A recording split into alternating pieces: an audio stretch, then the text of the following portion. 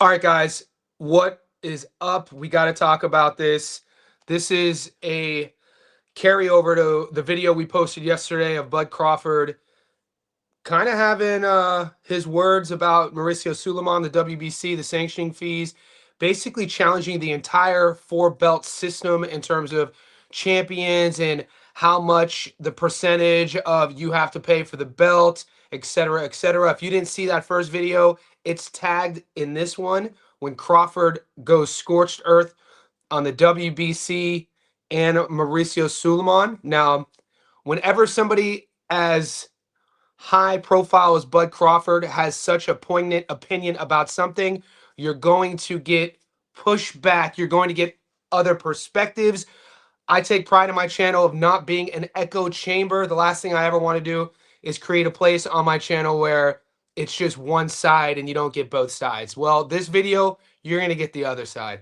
You're going to hear Oscar De La Hoya, his perspective, his take on Crawford's words towards Suleiman, on Crawford's position about the WBC and sanctioning fees.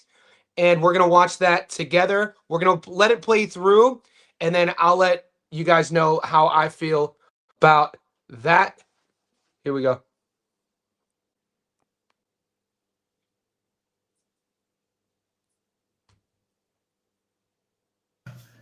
All right, it's time for the only segment in boxing that gives you the facts and makes you laugh. It's Clapback Thursday.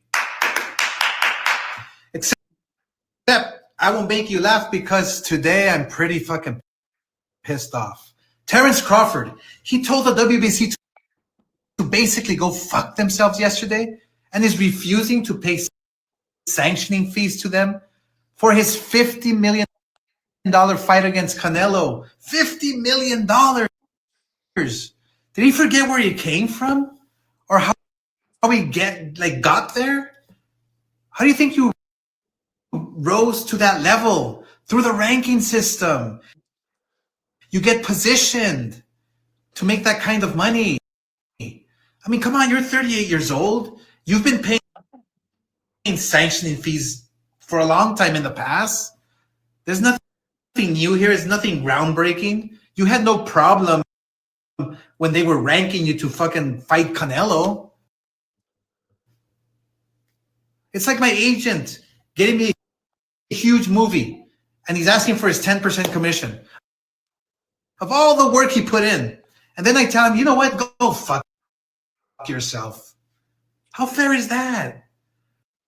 I've heard Crawford say many times that he loves the belts, but suddenly the WBC is the enemy and the ring belt is the only one that matters? I mean, seriously, Suleiman has to be rolling in his grave.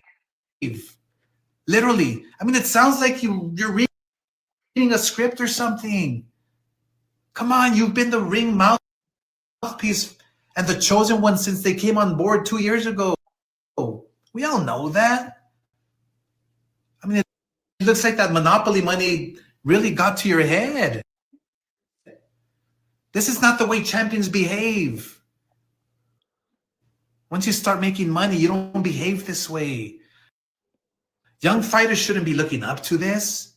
Any kid who becomes an amateur dreams of becoming a world champion and having a belt. The kids dream of becoming world champions like you did, Terence. This is not the way to behave. Look, yes, there is an agenda with TKO. Yes, they want to create one belt, one entity. TKO is Dana White. To control the entire sport. But it's sad that they made you the mouthpiece? You of all people? I thought you had integrity. I thought you had respect for boxing and the sport. What do you think the Jose Suleiman Foundation does because of those sanctioning fees that you refuse to pay? You know what he does? He helps these kids get off the streets. He houses ex-fighters. That money goes into retirement funds. That money goes into paying hospital bills for fighters who can't make it. So just because you made it, Crawford, and you made $50 million, you don't want to pay that fee ever again? That is wrong. I'm very disappointed. Yeah, there's an agenda here by that TKO group. Dana White. And I'm going to do everything in my power to do whatever I can to protect boxing. Because this is a sport that gave me everything. The lines have been drawn, guys. All right, so you seen that, and now you heard that. That's Oscar's take, and make it what you will. This is a developing story.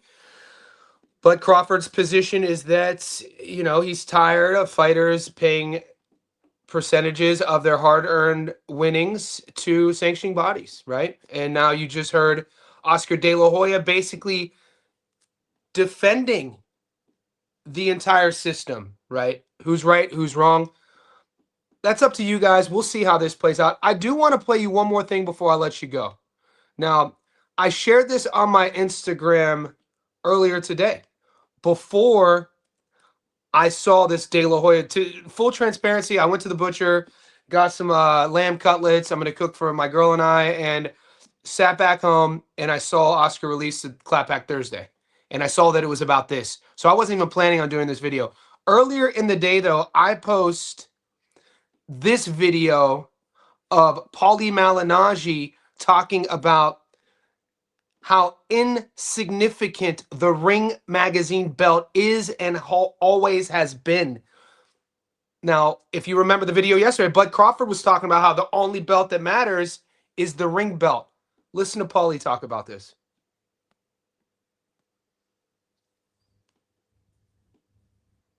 Give me a second while I find it.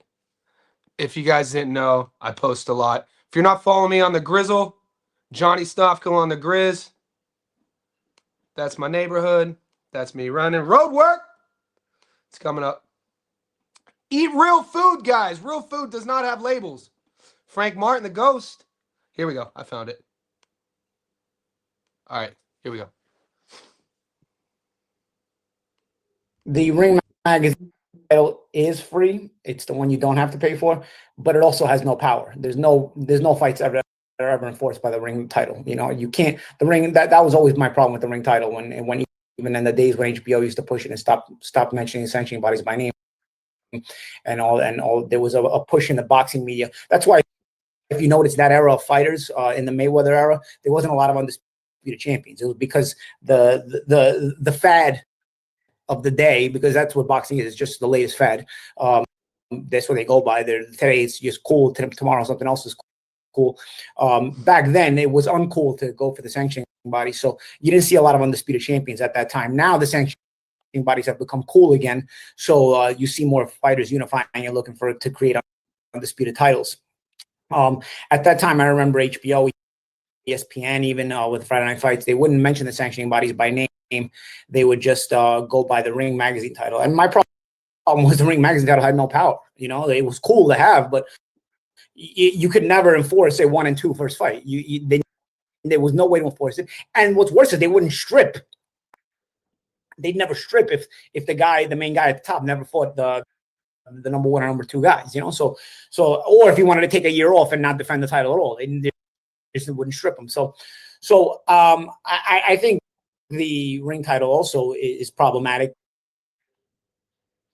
So there you go, guys. That was Paulie Malignaggi The talking Ring about Magazine title is free. It's the one you don't have to pay for, but enforced by the Ring title.